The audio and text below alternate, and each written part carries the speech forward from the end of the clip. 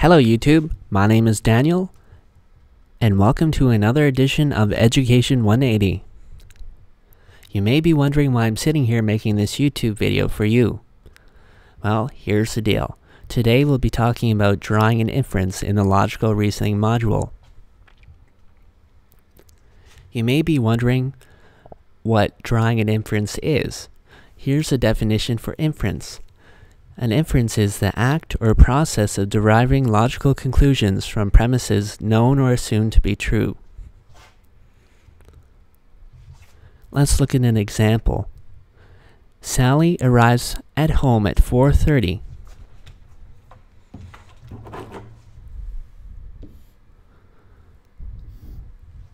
And knows that her mother does not get off work until 5. Sally also sees that the lights are off at her house.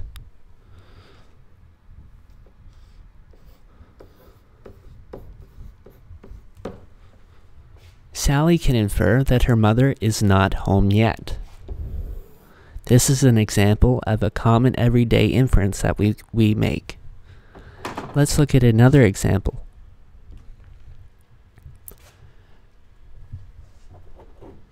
Norman sees cookie crumbs on the floor and chocolate around his son's mouth.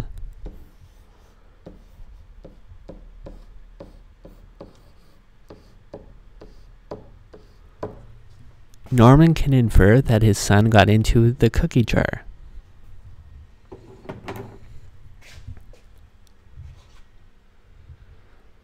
Here are some common question stems you will encounter when answering inference type questions on the logical reasoning module of the LSAT. Please take a moment to read through the following question stems. Press pause, and when you are ready to continue, press play.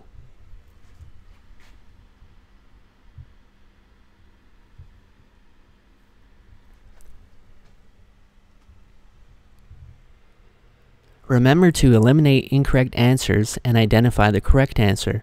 Eliminate answer choices that contain extraneous information. Extraneous information cannot form part of an inference. Eliminate redundant answer choices. In order to be a valid inference, the answer choice must not merely restate information in the passage. It must go beyond this information in its reasoning. An example is showing the Friday to Saturday times when they're the same times as the Monday to Thursday times. They might as well put Monday to Saturday to save the wording. Same with Pizza Hut. We already know that they sell pizza, so they don't need to tell us that they have pizza. Let's look at drawing an inference question sample 1. Please take a moment to read through the following question. When you are ready to continue, press play.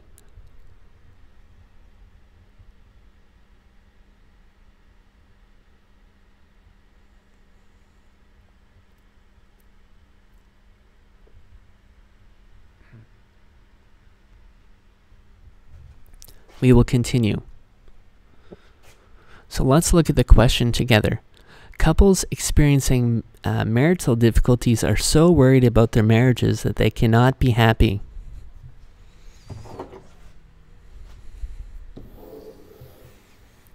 Their unhappiness makes those around them, especially their children, unhappy as well.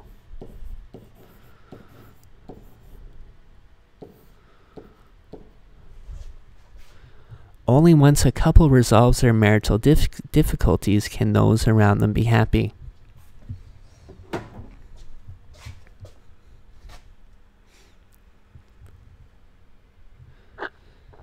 Now, the important part to take notice of in this question is the first sentence. Couples experiencing marital difficulties are so worried about the marriages that they cannot be happy. So we can properly influence that if a couple is happy, they are not experiencing marital problems. So keep in mind that it's important to come to a pre-answer, a preconception of how you're going to approach the question before you try and answer the A, B, C, D, and E section, because this will be extremely helpful in eliminating redundant and extraneous answer choices.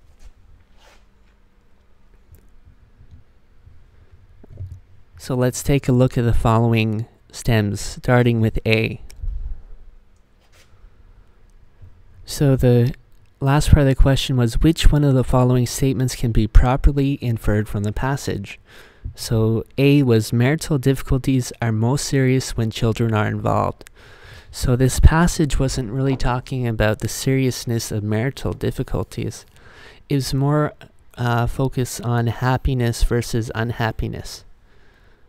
So this would be considered an extraneous answer, and therefore A is incorrect.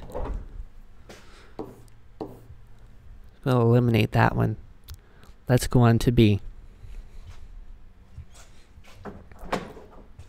B says, couples who solve their marital difficulties will be happy. So this is an example of necessary versus sufficient. The passage only says couples who have marital difficulties cannot be happy. It does not guarantee couples without problems will be happy.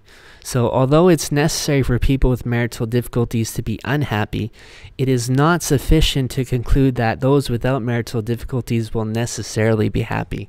What do I mean? Let's take another look at this question.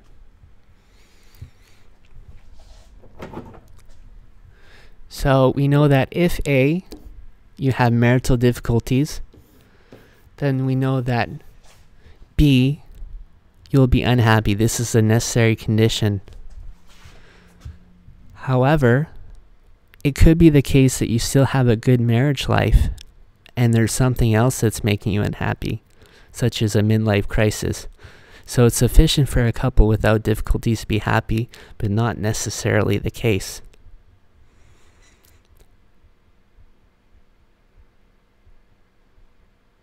In other words, it could be the case that even though you are having a good marriage life and you could be happy, but it's not necessary for you to be happy. There could be something making you sad.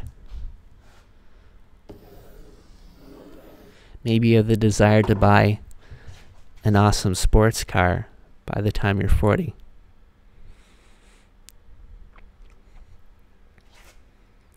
Let's take a look at the next one. C. If couples are unhappy, it is because of marital difficulties. So all the passage didn't really say that the only cause of unhappiness is marital problems, as we saw in the last question. It could be the case that it's a midlife crisis, so C would also be incorrect. And we'll eliminate this one. Let's take a look at the next one. D. If a couple is happy, they are not experiencing marital difficulties. So we saw this as part of our preconceived answer for the question. So D would be correct. If we look at the top here, couples experiencing marital difficulties cannot be happy.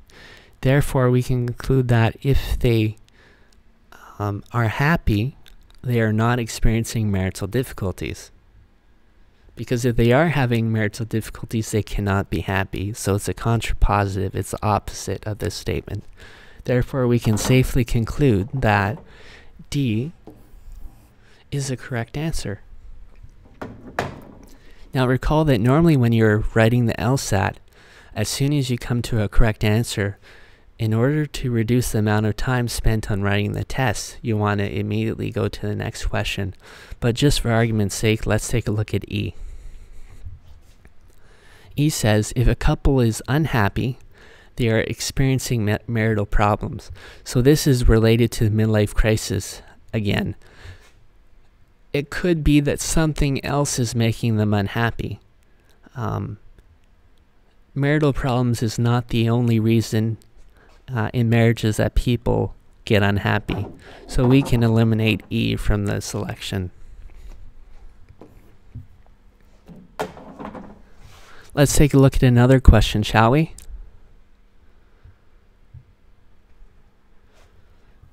But before we do, let's just briefly recap. So again, we eliminated A, B, C, and E, and we saw that D was the correct answer choice. Okay, let's go to sample question number 2. Please take a moment to read through the following question. Press pause, and when you are ready to continue, press play.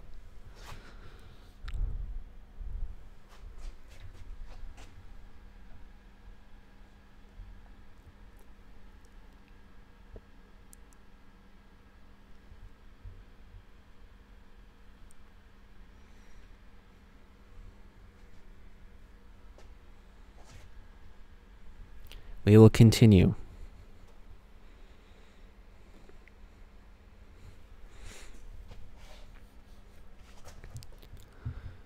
So let's look at the question together. In any industry, but particularly a competitive one like the electronic industry, the slower the company is in adopting new technology.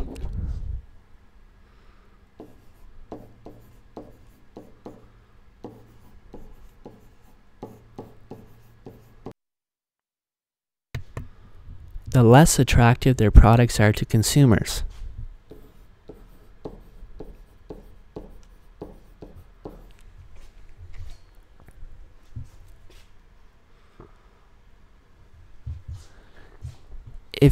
If a company produces less attractive products, it will have to reduce its prices in order to sell those products, and will, in turn, not generate sufficient profits to generate to fund research into the adoption of new technologies.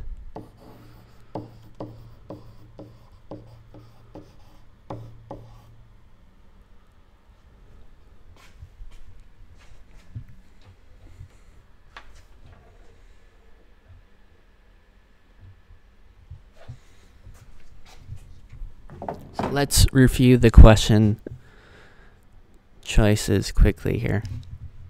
So the last part of the question was, if all the statements in the passage above are true, which of the following statements must also be true?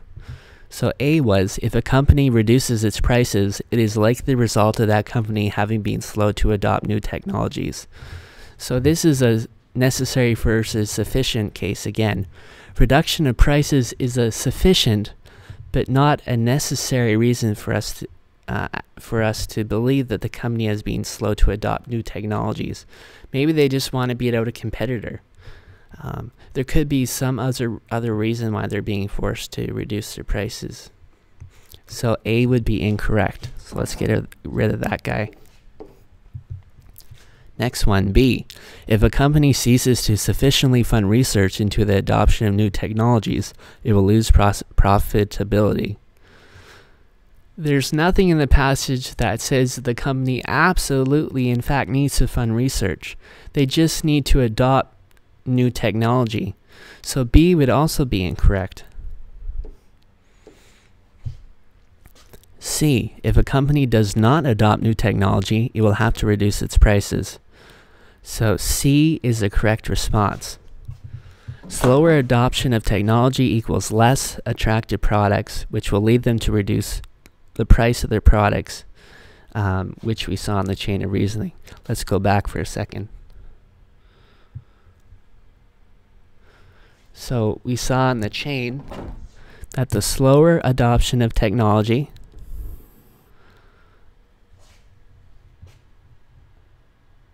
led to, let's go back, led to less attractive products,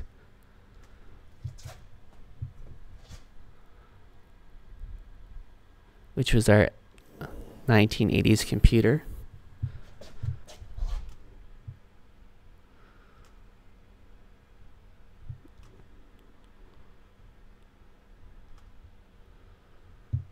Which led to a reduction in prices of the products, which is why we conclude that C is our correct answer. For argument's sake, let's take a look at D and E. So D says if two electronic manufacturers both adopt new technology at the same rate, they should in turn maintain the same level of profitability.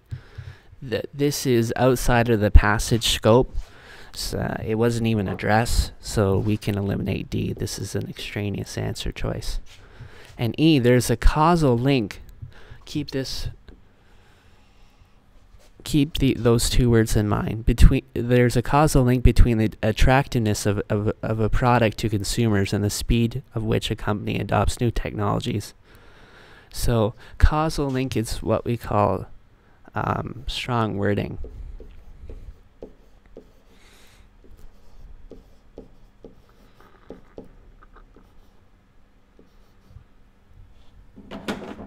It could be said that there may be a correlation, but to say that there's a causal link is way too strong. E, we would say, is incorrect. It just says the slower company is the less attractive. The slower a company is, the less attractive their products are going to be. Here it says there's a causal link between the faster you are adopting, the better your products will be. So causal link, we couldn't make a case for, so that's why we'd eliminate that one.